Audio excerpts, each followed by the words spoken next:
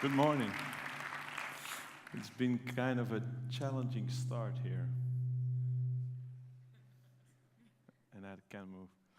It's a challenging start to get here, and a challenging start to get this all started, because we are a very small group of volunteers getting this whole show on the road, and then when people start blocking roads, etc., it's not the real good thing to do. But this year we decided to go naked. Naked being that we just want everything out in the open. So this is also an outreach to you to really tell us what you think about it in between, during, and while you want it after all sessions. Also, we noticed that being a group of people organizing events, we needed to fill some gaps. And this was not inspired by ourselves, this was inspired by Chris Anderson at TED. And before all the talks you can see online, he has this thing every year where he explains where TED is at. It's called Inside TED, which is quite logical. And we decided that we wanted to do this. So I'm not really an official speaker, of course, but I want to get you into this world of TED, because I think there's a lot of interesting things out there, why we're doing this, and what the whole network around this could bring us. In fact, being part of TEDx Flanders, which I am, and a lot of people here could be and are, is a very challenging and interesting thing. In fact, when you look at it from a deeper perspective, it's the biggest innovation network in the world, and nobody is paid for it. All volunteers. And you are all able to see it, but if you want to, you can also join in. It was, in fact, in 2014, it's the 5th anniversary of TEDx Flanders and the 30th anniversary of TED. And I'm going to explain a bit what this TED is all about, because you all know these movies online and YouTube, etc., but there's much more to it. I'm going to go back. By the way, if you look at all the talks, all good talks start by going back. I don't know, it's a kind of a system. In 1984, the first speaker at TED ever was Nicholas Negroponte. And to give you an idea of what the impact of TED has been over the years, this is the best story I can tell. At this TED event, Nicholas Negroponte and Steve Jobs were one of the two speakers. And Steve Jobs came and demonstrated his first Macintosh, of course. And Nicholas Negroponte made fun of him the whole time. He thought he was crazy of inventing the mouse. And so everybody said, no, the mouse will be the future. But actually what Nicholas Negroponte proposed there was the first touchscreen. These are the things that happen at TED every year. And the main thing why you all know TED is not because of these events taking place year after year, but in 2006, Chris Anderson, after taking over the license of TED, decided that all talks should go online to see for free. That's when the moment that the world discovered TED. And of course, I don't know, who knows Ken Robinson as a talk? Okay. Me, myself, it's the reason I got attracted to TED. His talk, these first legendary talks in 2006 really put TED on the map. And a lot of them you know in between. Bill Clinton's been there, Bono's been there. You can talk about a lot of other people. This year, Edward Snowden was there, something a bit digital, but he was there in any sense. So great people are there. And this would mean that in this year, TED would have crossed the billionth view online of his talks. But there's much more to TED than that. And to give a brief explanation, you have the big TED event, and annually you have also the TED Global event, traveling around the world. And in 2006, 2007, one of the main approaches to TED was they had to come to the people. Well, coming to the people meant that they did their events on one hand, and I invite you all to go there. I will explain a bit about that later on, but also to bring these events to your doorstep, what TEDx is, what TEDx Flanders is, of course. And I don't know if all of you understand what TEDx actually meant.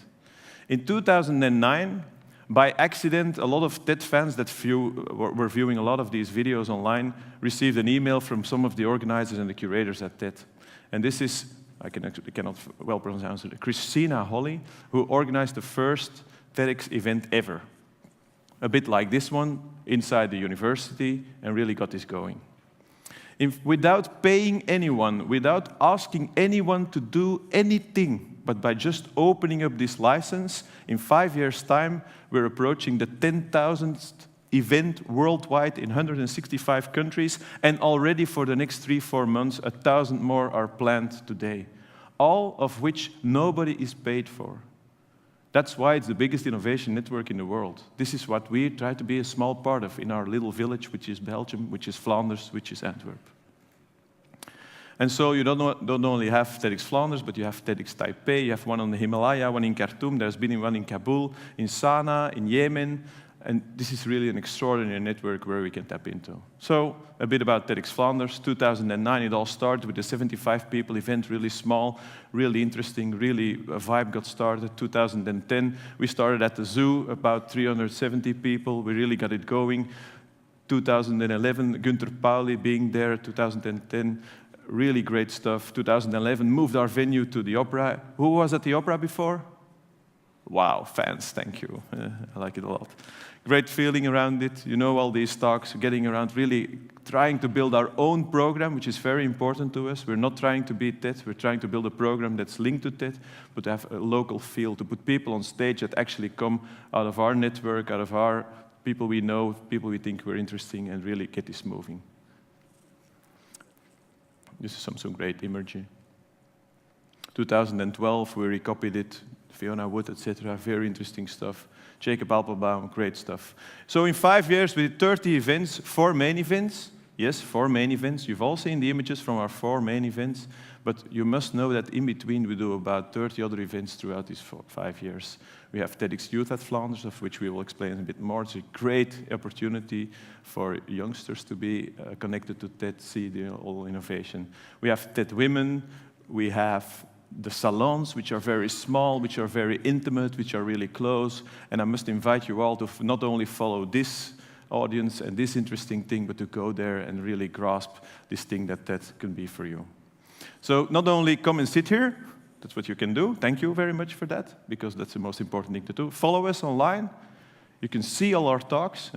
One of the main moves in the last 12 months was that TED, who always saw TEDx as something separate, has fully integrated on TED.com everything that has to do with TEDx. I was at TED last week in Canada, and what's very clear to me is this experiment they started about 5 years ago, because it was an experiment, really evolved to the future of TED.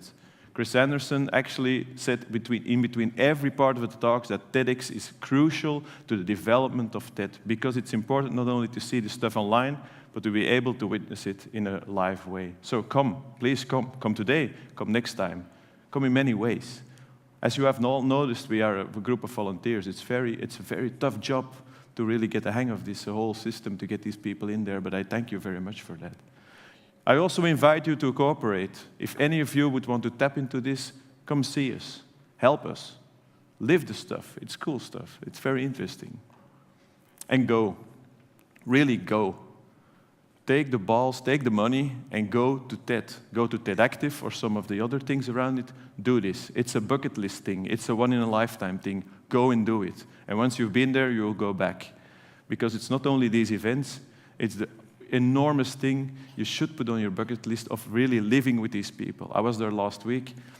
I was there with 700 people from 65 countries, from all different backgrounds, but all key and innovators in what they do. And it's talking to the audience that makes a difference. You can see the talks afterwards online too. But everything that happens in between was great. This is some imagery from there. Actually, speakers that are on the main stage afterwards come into these small areas, small groups. You can talk to them, you can ask them questions, you can attack them mentally then, not another stage. And there's a lot of cheering. I also think that enthusiasm, if I look at Europe and I look at Belgium, enthusiasm is the main thing we often lack. We always think of it a bit the American way, but really getting people on there. We have a great talk on that later on, and that's what we want to do. And of course, meeting the people. I have a hard time since I've been there following up on all the Facebook friend requests and whatever. I cannot follow anymore because I have to be here. And also talk yourself. You get the opportunity to step into this network. And really, if you have this thing of I want to do a talk myself, I have something to spread, I have an idea to spread, this is the main starting point to get this on the road. So I ask you all to be part of the next 30 years and lose the suit and get naked. Now Christoph will take over from me. Have a great day.